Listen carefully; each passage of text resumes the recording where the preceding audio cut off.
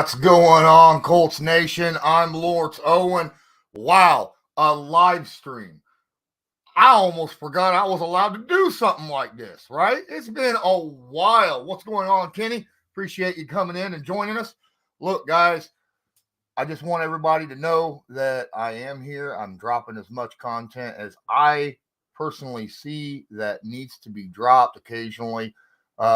You get a lot of stuff about the draft. I understand that draft coming up, free agencies still here, as we saw Rocky Sin being signed to the San Francisco 49ers. I am going to attempt in this episode, with this live stream, sit here and talk with you guys about this draft, where the Colts currently are sitting, right?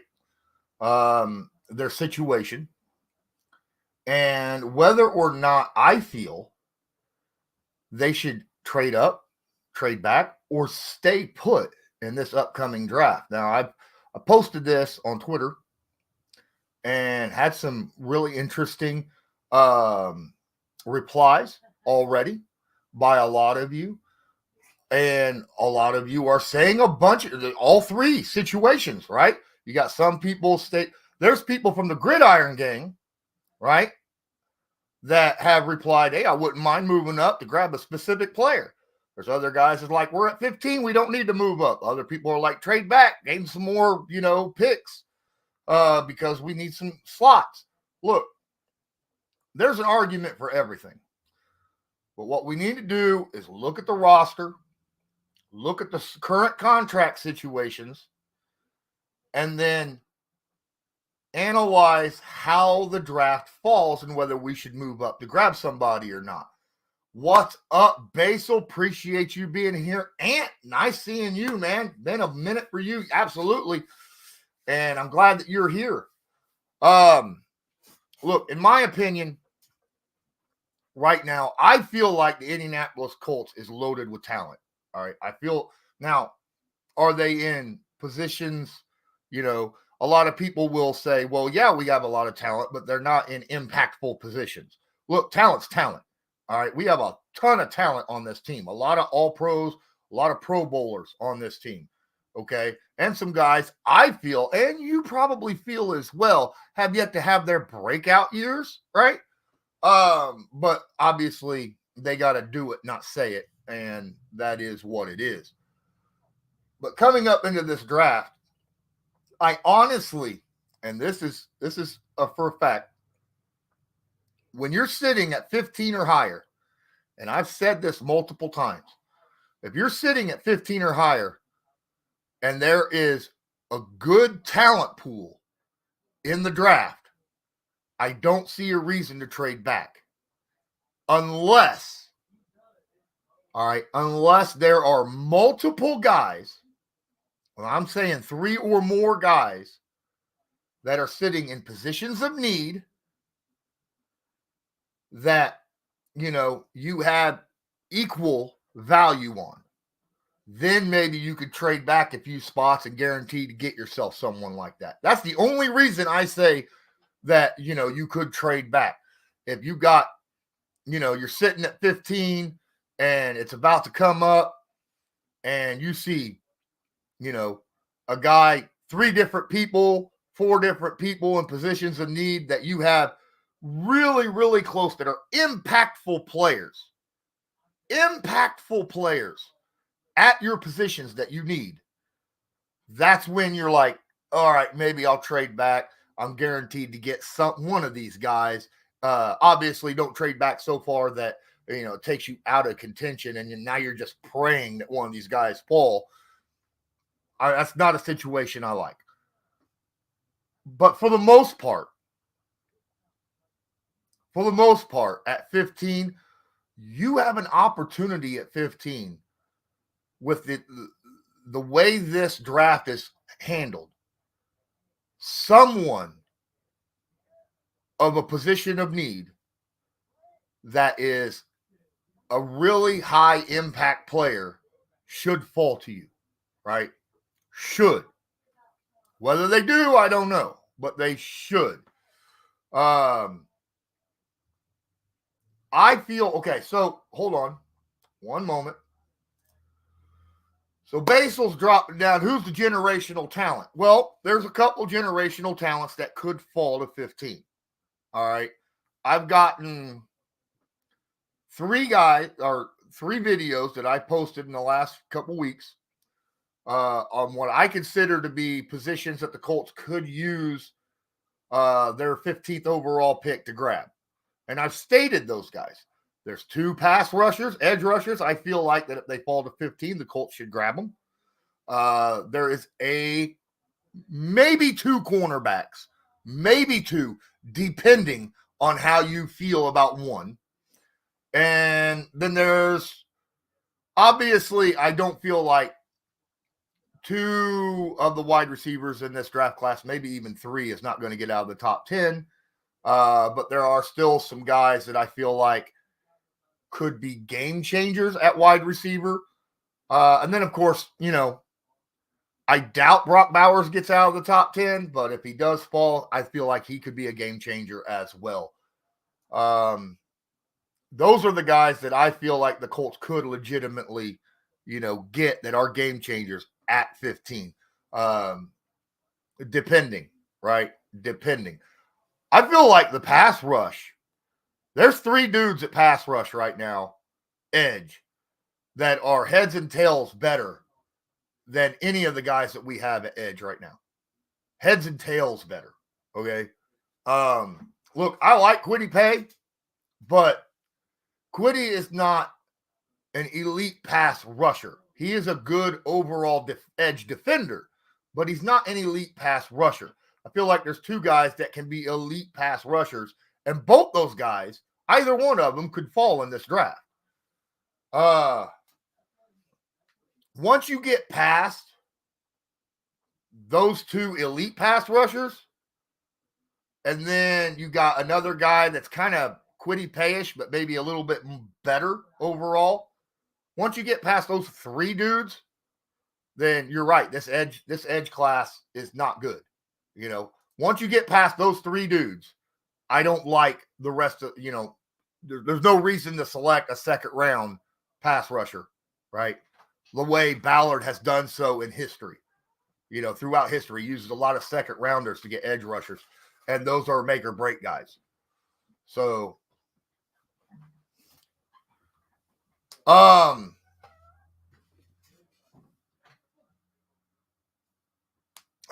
right. Okay, Basil.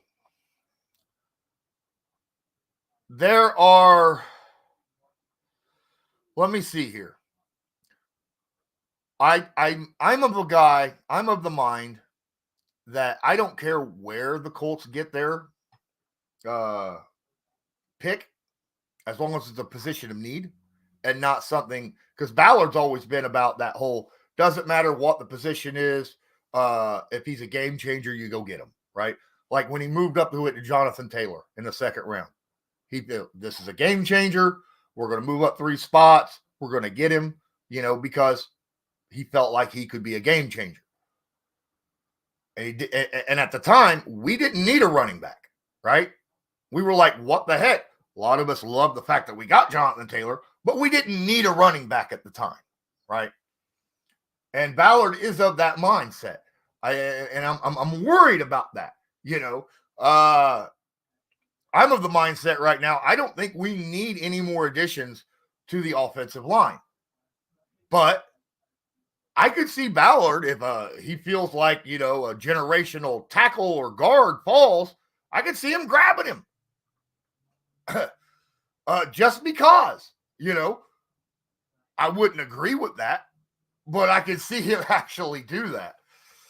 I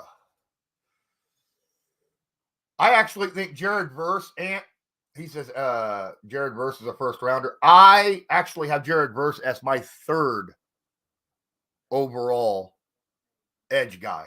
And I don't even think he is an elite pass rusher. I feel like he's a good all-around edge, but I don't think he's an elite pass rusher. I think there are 2 potentially elite pass rushers in this draft besides him. Appreciate each and every one of you. I'm going to continue to go along with this.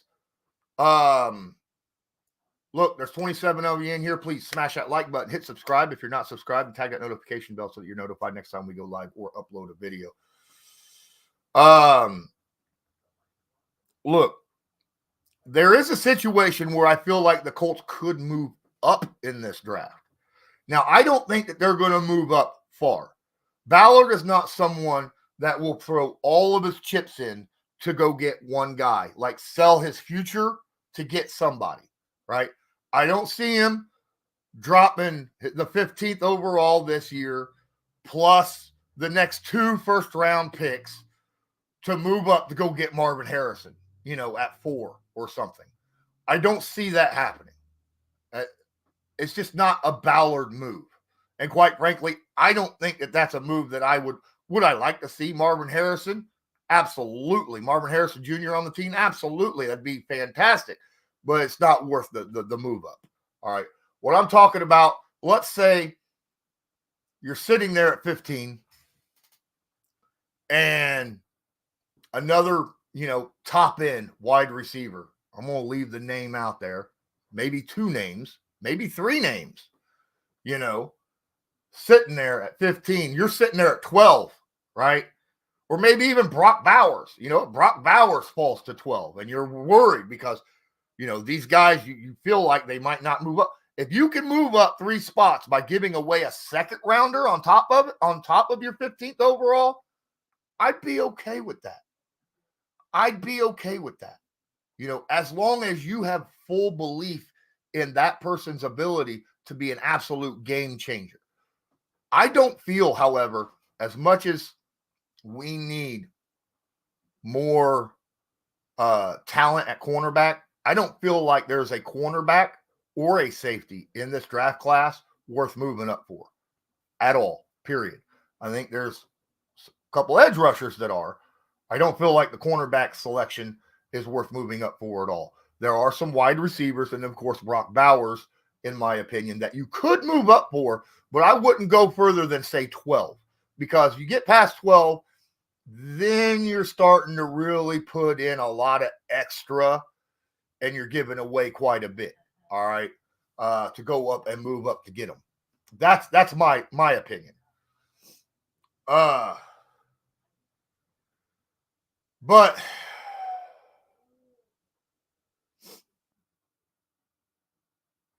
let's see here. I see a lot of you have a lot of, especially George Clooney is good though. What's up, Yim? What's up, Ant and Basil sitting there talking about the edge rushers right now. Look, in my opinion, I feel like Leatu Latu has the opportunity to become a premier edge rusher in this league. Okay, I really do. But oh my goodness, neck fusion surgery scares the holy hell out of me. Okay, absolute scares the hell out of me. But I feel like he's the best edge rusher in this draft and has the opportunity to be really, really great. I just don't know if I'd move up for him unless I had medical doctors give me a green light and say, there's nothing to worry about here, right? That's the only way I'd feel good about that. That's my opinion. And then, of course, DT Turner, I feel like he's a pretty good guy as well.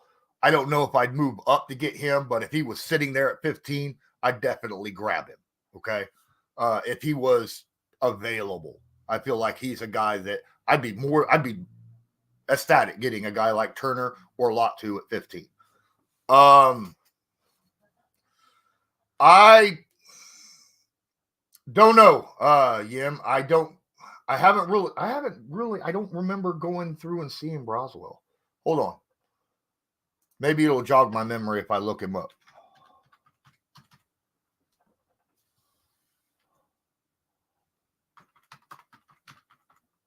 I don't remember. Is that Chris? Yeah. Let me look at him. If I remember what he's like. I don't think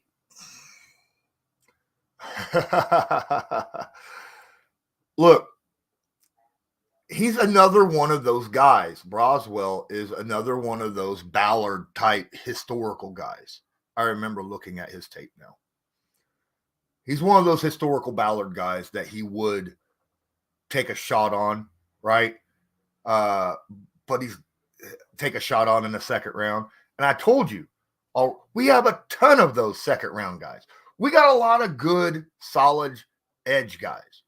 I don't want to take a chance. I want someone, look, in the second round, there's still going to be a lot of good corners and a lot of good wide receivers available. And that's a situation where I wouldn't mind doing that. If we can get a pass rusher in the first, that's my prime opportunity. But I'd be okay with a wide receiver there. I'd be okay with Brock Bowers. I'd be okay with, Quinton Mitchell or something like that. There are different guys in the first round that I would absolutely go and get. But I would not go and get a second round guy who may or may not be a project guy at edge rush. We have a team full of those guys, absolutely full of those guys. So,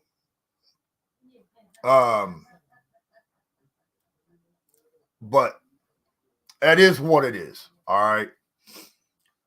I appreciate your guys' thoughts, though. Basil, I fully agree that past those first three guys at edge rush, at the edge position, it's a pretty weak class for edge rush. I do agree with you that. Once you get past that, then I'm like, I really don't want to put much into that situation. I am of the opinion that we just need a splash guy who could either a wide receiver that could take the top off. And look, I love Alec Pierce. But an extra weapon is an extra weapon. Okay. I love our starting three guys, as a matter of fact. But an extra weapon is an extra weapon. And, that's a situation where I'd be okay with. I love our tight end group. I don't think we need extra talent at tight end. But I feel like Brock Bowers is a guy who is heads and tails above any other tight ends that we have. Okay. I love Will Mallory. I like Kylan Granson. I'm absolutely damn near in love with Drew Ogletree if he could just stay healthy, right? I think he does everything very, very well. I think Ogletree has an opportunity to be a top 10 tight end in this league. I think he's our best shot. A lot of you will say it's Jelani Woods. Look, Jelani Woods doesn't block all that well, and he can't stay healthy for nothing. He's got a lot to prove in his third year in the NFL, or in this year in the NFL, right? A lot to prove. But that is what it is. I personally would walk into this draft with the mindset of sitting at 15, but keeping an eye. You don't make any moves until the 12th pick is up, right? I would not try to move up to 8 to get a certain wide receiver, right? It just costs too much. I wouldn't move up to 8 to try to get Brock Bowers. It just costs too much. But if they get to 12, and if you get to 12 and your pool of really good guys has thinned by that point, then a trade up might be useful. Okay. That's how I see it. You don't trade up unless you feel like there's not going to be a guy at 15 that can immediately and positively impact your team at 15 when pick 12 is up, right? That's the only way you go ahead and trade up. Your top edge rushers, your top corners gone. Your top 4 wide receivers are out of it. Brock, is gone. Then that's a situation where you're like, all right, there's only 1 or 2 guys left at 12 that we feel like, can be highly impactful to this team and really help take us over that top. Then I'd be okay with moving up to 12 to get that guy. And I would not have any issues with that. But like I said, if there's 3 or 4 guys there at 12 that you still feel comfortable with, sit. Just sit and wait for that player to come to you. Okay? That's how I feel about it. Because, look, I don't want to give away a first-round pick for free. There is not a player in this draft that the Colts need that's worth 2 first-round picks. Period. End of story. Not a single player, in my opinion. Now, 3 years down the road, I might be eating my words and, one of these guys, Brock Bowers, might be the best tight end in football, or I know a lot of you like Verse. Jared Verse is getting 15 plus sacks a year, or something like that. Possible. I'm just going by what I see on tape and how I'm evaluating him. There's not a single guy in this draft that I feel like is worth 2 firsts. Maybe Marvin Harrison Jr.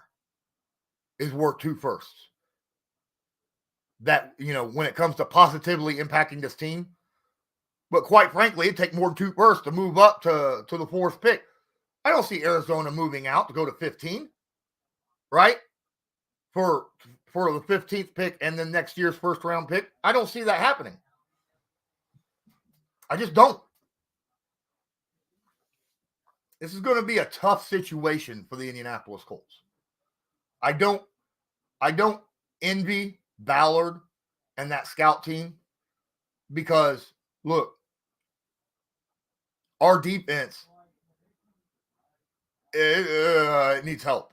We need better pass rush off the edge, like consistent pass rush off the edge. We need smarter, is the best way to put it, safeties. I get we re-signed Julian Blackmon. I don't like anyone that we have sitting at free safety right now. No one has played, in my opinion, to prove that they are a starting free safety in the NFL for the Indianapolis Colts that we have currently right now. Okay.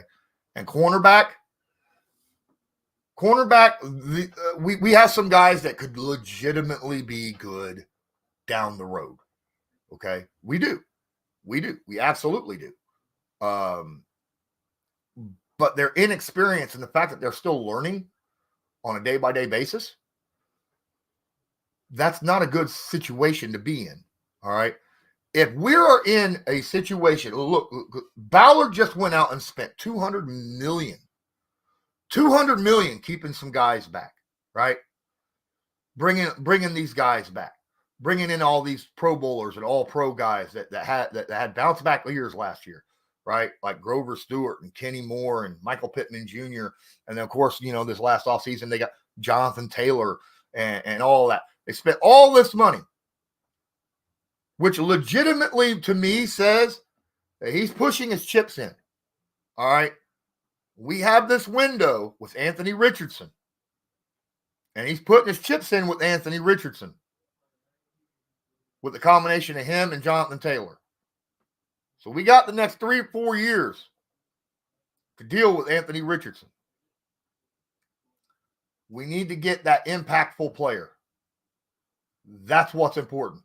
That's why I don't think trading back is going to be much of an option in this situation. I'm not going to put that up. I'm not going to put up what Basil said about Worthy.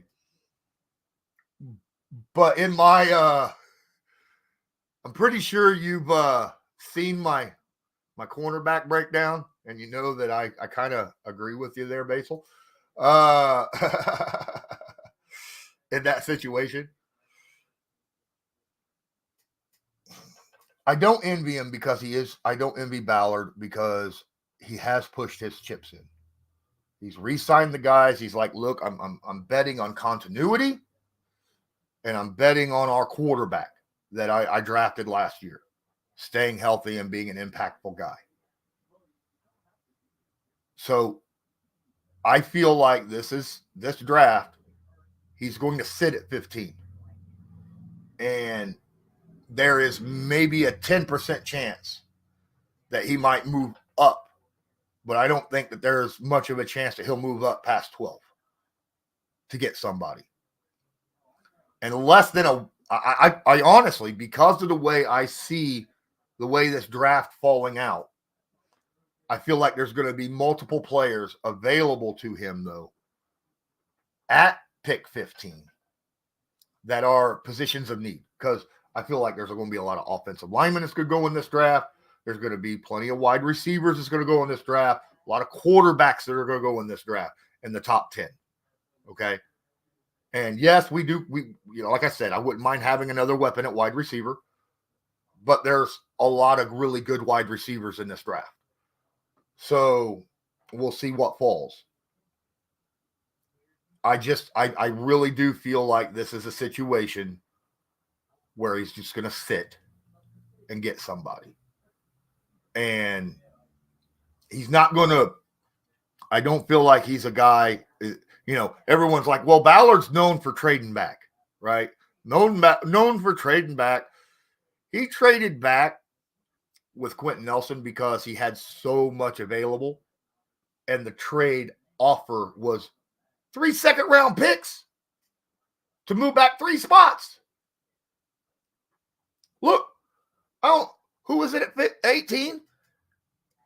They give us 2 seconds and a fourth to move back 3 spots. That might be worth it. Maybe. I don't see that happening, though. I feel like he's pushed his chips in. It's time.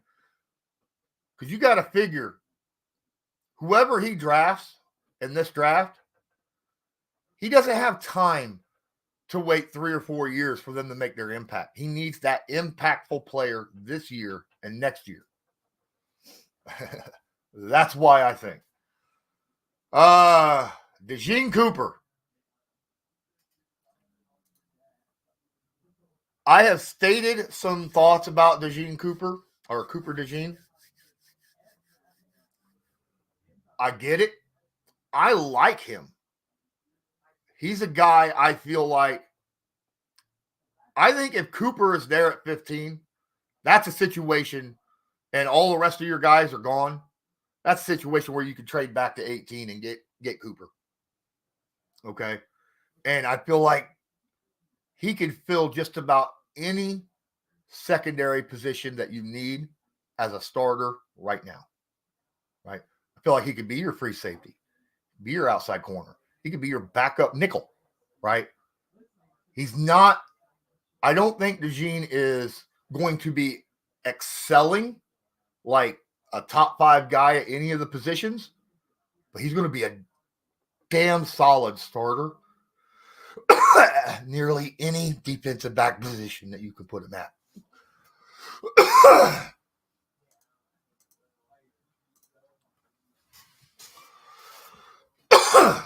Sorry, guys. But we need an impactful guy now. Because, like I said, Ballard is pushing his chips in on the table and betting on Anthony Richardson and betting on the guys that he has re-signed. Guys that are aging, right? Guys that are aging, getting into their 30s, okay? You got guys like, Kenny Moore, right? He's getting to that age where you're going to start seeing a little bit of a drop-off in the next couple years. That's why, his extension wasn't 4 or 5 years. Grover Stewart's getting to that age, Now, Michael Pittman Jr., a lot of people might want to say, hey, Michael Pittman was an overpay. I don't think he was an overpay. I think he's a guy that, you could throw the ball to in any situation, single, double, even triple coverage, and, just throw it up and he could go get it. And every team needs a guy like that. Every team needs a guy like that. And That's what I like about Michael Pittman Jr. Is he a guy that's going to take the top off? No, but he's a powerful dude. I like his blocking ability. I like his power that he runs with in the wide receiver screen game.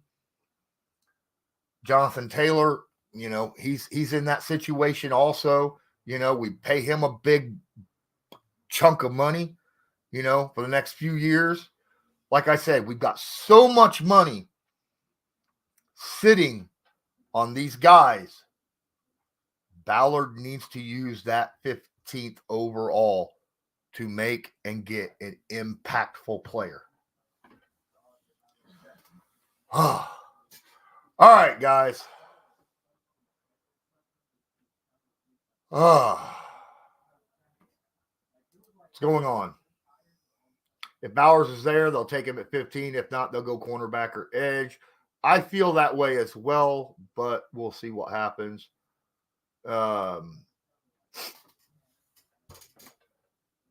But you never know.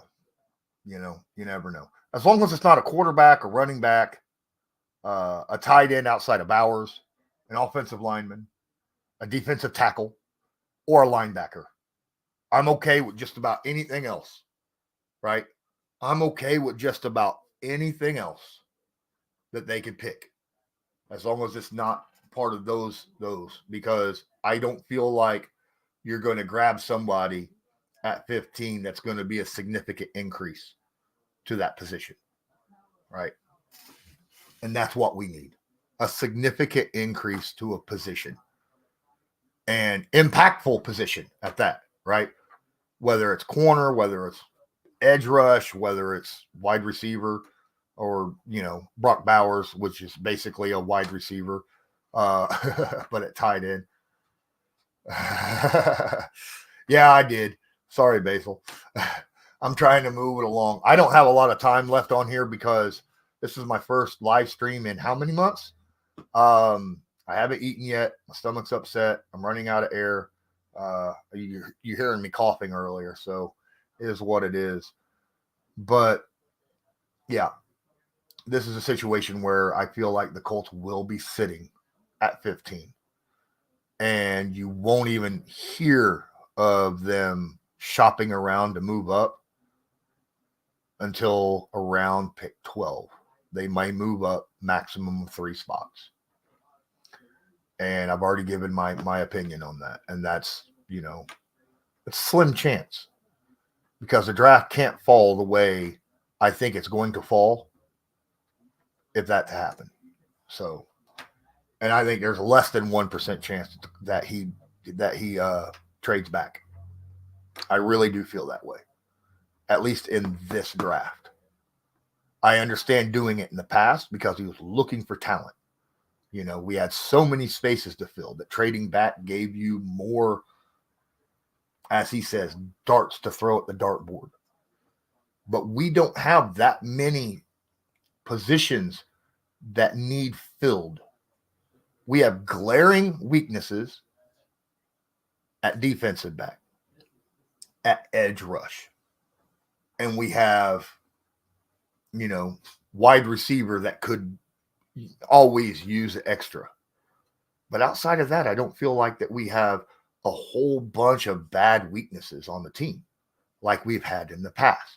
This is a very good overall, well-stocked Indianapolis Colts football team. We just need those guys, that 2-3 guys that'll put us over the top and make Indianapolis legitimate playoff contenders. Last year, with a backup quarterback, the Colts were in all but 2 games. All but 2 games. How many games should the Colts have actually won? I mean, look at this way, all right? We had, 4 or 6 turnovers against Cleveland, still scored 38 points against, at the time, the best defense in football. If it wasn't for Myles Garrett, we would have blown them out of the water, right? We beat Baltimore, we won games. We kept it close in a lot of games we shouldn't have. You know, we finally got over the top on Pittsburgh. We did a lot last year. And that's with a bunch of injuries and a very youthful secondary. We just need to fill a couple spots with elite talent. Guys, appreciate each and every one of you. I think that's going to do it here for I can't believe it says Believe in Colts, but it's actually Colts Law. I forgot to flip that to Colts Law. My bad. But oh well, that's good enough for me. Appreciate each and every one of you. Until next time, look, if you guys can hit the like button, I'd really appreciate it. I don't know how many likes I have right now. I see 52 of you in here. Thank you so much. I'm going to do some more live streams as it comes along, at least one a week, just to make sure. Might even do one tomorrow. I don't know. All right. But make sure you hit the like, hit subscribe. If you have any suggestions for videos that you would like me to discuss, the link in the description for donations. You can utilize that, drop that in there. I will make a video. I'll tell you what, I've already had one. Someone dropped a donation, asked for a pass rush, draft video. I did. That was why it was the first one that I did. Because of that, I'll always keep an eye on it. Thank you guys so much. Thank you. Appreciate you, man. Appreciate all of you. And look, one thing you guaranteed from me, all right, I'm not going to go over the top unless I fully 100% believe in something. I'm not going to go crazy, okay? I'm not so, oh, it's the end of the world, or, oh, my gosh, we're going to win the Super Bowl. I'm going to be level-headed about stuff, okay? I'm going to think things through. I'm going to think it overall. Then I'm going to come on here and talk with you about it. That's what you're guaranteed. That's the kind of content you're going to get from me. All right. I'm not going to be dropping clickbait for you. I'm going to give you honest, analytical, and analysis. Okay. We'll figure out how things go from here. Appreciate each and every one of you. Until next time, I'm Lawrence Owen. This is Colts Law, and I guess Believe in Colts. As usual, have a good one.